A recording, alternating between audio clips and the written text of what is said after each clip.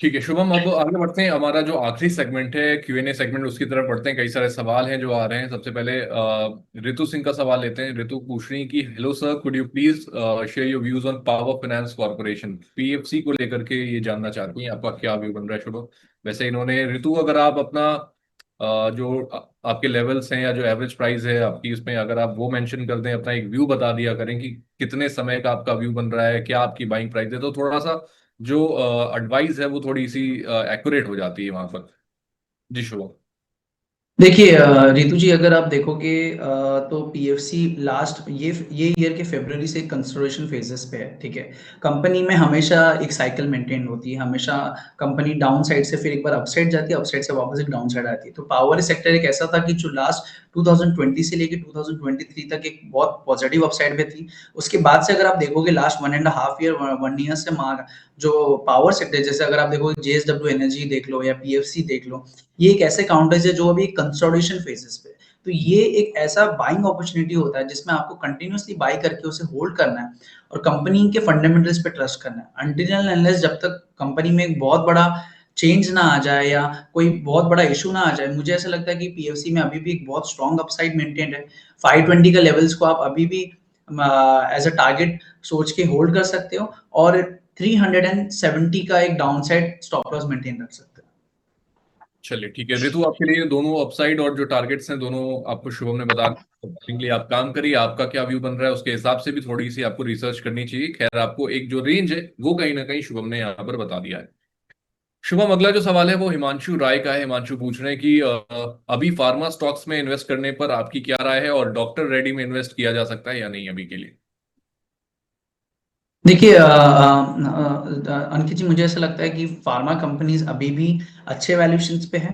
But CDMO एक ऐसा counter है जो कि मुझे लग रहा है ज्यादा बेहतरीन तरीके से ग्रोथ करेगा, क्योंकि डॉक्टर रेड्डी या ल्यूपिन या जो भी बिग कंपनीज अगर आप देखोगे वो एक टैरिफ क्राइटेरिया के अंदर आता है, जो कि कभी भी चेंजेस आने लग जाते हैं क्योंकि बहुत ज्यादा वॉलेटाइल चल रहा है अभी segment all over the world. तो मुझे ऐसा लगता है सीडीएमओ एक ऐसा काउंटर है जहाँ पे एक एक्सपोनेंशियल ग्रोथ भी दिख रहा है और अगर टैरिफ सिचुएशन आता भी है तो भी रेवेन्यू में एक बहुत बड़ा हिट नहीं होगा। तो अगर आप प्लान कर रहे हो फार्मा कंपनी में इन्वेस्ट करने का तो सीडीएमओ कंपनीज में आप एक आप एक रिसर्च कर सकते हो। और डॉक्टर रेड्डी ल्यूपिन या जो लार्ज कैप कंपनीज है जो फार्मा के, उसको अवॉइड करना मेरे हिसाब से ज्यादा प्रेफरेबल होगा। चलिए ठीक है। शुभम, सीडीएमओ का ही एक प्लेयर है पिरामल फार्मा। लगातार अपने पिछले साल से हम इसे ट्रैक कर रहे हैं। वहां से थोड़ी परफॉर्मेंस अच्छी आई थी, लेकिन उसके बाद से कंसोलिडेशन का ही फेज चल रहा है। अभी तक ये कंसोलिडेट ही कर रहा है। आप कह रहे हैं यहाँ से सीडीएमओ पर फोकस किया जाए। ये काउंटर पिरामल फार्मा आपको अभी यहाँ से कैसा नजर आ रहा है। लास्ट टाइम भी हमारी अंकित जी इस पे बात हुई थी जब काउंटर 190 पे था।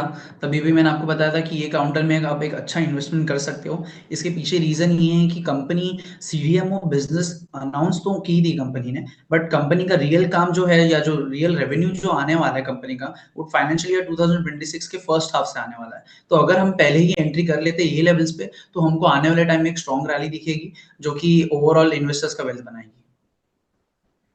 ठीक है। शुभम, अगला सवाल है टाटा मोटर्स को लेकर के ही। लकी सिंह पूछ रहे हैं टाटा मोटर्स में क्या विजन रखें अभी से। जैसे मैंने कहा लकी सिंह जी कि टाटा मोटर्स अभी जो लेवल पे है, आपको 2 से 3 महीना और वेट करना चाहिए। प्रॉब्लम ओवरऑल यही है कि पैसेंजर व्हीकल तो ग्रोथ बहुत अच्छा कर रही है। मारुति सुजुकी, महिंद्रा, इन सब के नंबर्स आप देख सकते हो। एक्सपोनेंशियल ग्रोथ है। टाटा मोटर्स के भी नंबर्स बहुत अच्छे आ रहे हैं। बट जेएलआर सेगमेंट ही एक ऐसा सेगमेंट है जो कि मुझे लगता है बहुत ज्यादा इंपॉर्टेंट है। और वो दिख रहा है आपको, अगर वो आपको दिख रहा होगा शेयर प्राइस में, क्योंकि share price comparatively other auto companies से बहुत ही ज्यादा डिफरेंट लेवल्स पे है। तो मुझे ऐसा लगता है जैसे ही जेएलआर प्रोडक्शन रेज्यूम चालू हो जाएगा, आपको टाटा मोटर्स में रैली दिखना स्टार्ट हो जाएगा। चलिए ठीक है। शुभम, अगला सवाल अनूप कुमार का है। ये पूछ रहे हैं कि I want to invest in green energy segment, please suggest some good stocks in this space. Green energy में क्या पसंद आ रहा है आपको शुभम। देखिए ग्रीन एनर्जी में मुझे ऐसा लगता है वारी एनर्जीज करके एक कंपनी है, वो बहुत ही अच्छा काम कर रही है। यूएस में थोड़ा एक्सपोजर है, बट जो उनका ग्रोथ है वो बहुत ही अच्छी है, ऑर्डर बुक भी बहुत स्ट्रांग है। इंडिया में भी उन्होंने बहुत ही बेहतरीन काम किया हुआ है। तो वारी एनर्जीज एक ऐसा कंपनी है जहाँ पे आप देख सकते हो, ब्रोकरेज हाउसेस भी उनको कंटिन्यू ट्रैक कर रहे हैं, आपको डिटेल्स मिल जाएगा, कंपनीज के नंबर्स भी बहुत अच्छे से कंपनीज ने अपने इन्वेस्टर प्रेजेंटेशंस में डाले हुए, तो आप अच्छे से उनको डिटेल्स देख सकते हो। और इस बहुत सारी कंपनीज है, बट मुझे ऐसा लगता है उनके जो नंबर्स है वो ज्यादा सस्टेनेबल नहीं लगते, exponentially high high growth estimate देते हैं। बट वारी एनर्जीज जो है वो ऐसे नंबर्स देते हैं जो कि पोटेंशियली पॉसिबल है। तो वारी एनर्जीज मुझे ऐसा लगता है एक अच्छा बेट हो सकता चलिए ठीक है, तो अनूप कुमार जी, आपको ग्रीन एनर्जी स्पेस में वारी एनर्जी एक ऐसा स्टॉक है जो यहाँ से, शुभम के अकॉर्डिंग, यहाँ से जो है अच्छा परफॉर्म कर सकता है। अगर आप अपनी रिसर्च करें उसमें तो वो ज्यादा बेहतर होगी। चलिए शुभम, अगला जो सवाल है वो अमित कुशवाहा का आ रहा है। दो काउंटर्स पर इनके सवाल है। पहला सूजलॉन और दूसरा यस बैंक। सूजलॉन में 700 शेयर है इनके पास, और एवरेज प्राइस जो है वो 71 की है। लॉस में चल रहे हैं, 50 के आसपास में ट्रेड हो रहा है अभी। और दूसरा काउंटर जो है वो यस बैंक है। इसमें भी जो बाइंग प्राइस है वो 18 रुपए की है। 5,000 शेयर यहाँ पर इनके हैं। यस बैंक में तो खैर ये अभी प्रॉफिट में है, लेकिन सूजलॉन में काफी लॉस हो चुका है। क्या करना चाहिए दोनों में? है। देखिए, इन्वेस्टमेंट में एक बहुत ही सिंपल थियरी होती है कि जब भी बहुत ज़्यादा नॉइज़ होता है कोई भी कंपनी को लेके, वो टाइम पे आपको कभी भी एंट्री नहीं करना चाहिए। मुझे ऐसा लगता है कि जो लेवल पे आपने बाय किया हुआ है, वो टाइम पे सुज़लॉन एक ऐसे लेवल्स पे था जहाँ पे हर जगह पे ही सुज़लॉन की बहुत ज़्यादा बात हो रही थी। जब भी आप कोई भी कंपनी या कोई भी काउंटर में एंट्री करने का प्लान करते हो, आप देखिए कि वो लेवल से उनकी ग्रोथ एस्टिमेशन कितनी है। जो करंट लेवल है सुज़लॉन की, वो एक ऐसे लेवल है जहाँ पे एक अच्छी अपॉर्चुनिटी बाय करने के लिए, बट अगेन जो लेवल पे आपने बाय किया वो बहुत ही ज़्यादा एक्सपेंसिव है। तो मुझे ऐसा लगता है कि आने वाले टाइम में जब भी आपके लेवल पे सुजलॉन वापस आ जाता है, आप अपने पोजीशन को धीरे धीरे कट डाउन कर लीजिए। यहाँ से मुझे लगता है 2 क्वार्टर मैक्सिमम वो लेवल आपका बाइंग प्राइस पे आ जाएगा। और जैसे ही आपके लेवल पे आएगा, आप अपनी थोड़ी पोजीशंस को कट डाउन कर लेना। अब वापस उसको होल्ड मत करना, क्योंकि जैसे मैंने आपको कहा, जो नंबर्स करेंटली जो चल रहे हैं 55 या 50 का जो लेवल्स है, वो सुजलॉन के लिए एक अच्छा वैल्यूएशन नंबर है। चलिए ठीक है। शुभम ये कह रहे हैं कि सर मुझे टिप मिला था एक टेलीग्राम ग्रुप पे सूजलॉन के बारे में। लेना चाहिए शुभम ऐसे टेलीग्राम ग्रुप से स्टॉक टिप्स, या फिर जो वेरीफाइड एक्सपर्ट्स हैं उनके पास जाना चाहिए?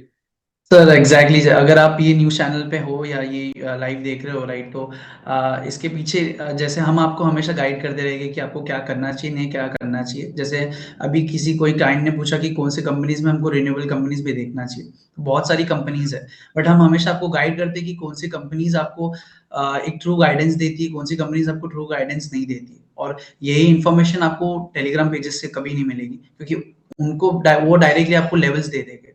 तो कभी भी आपको वो चीज़ नहीं करनी चाहिए।